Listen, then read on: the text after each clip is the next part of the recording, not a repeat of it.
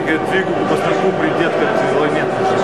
Kšištofai, po tokios sunkios pradžios antrajame etape gali pasikeisti rinktinės žaidimas. Rinktinė gali žaisti geriau, ar ne? Tai be abejo, tai aš net 100% tikiu ir žinau, kad mes stipresni, jeigu mes rodom čia krepšinį.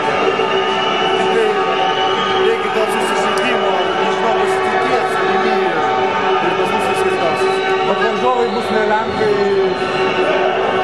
ne paprastai ir ne bulgarai. Tada bus sunkiau, tai mes stengsim. Kamuolys gerbalus. Ypač dabar tam pogrupiai, kur mes žaisim antrą etapą, visi apylygiai žaidžia ir ten kažkam gali pasisekti, kažkam ne. Čia gali lemti šeimyną į pusį. Kšištofai, ką prieš rungtynes šnekėjot, bet ką treneriai Nieko ypatingo, mes visą laiką treneris tiki mums ir sako, kad neperkim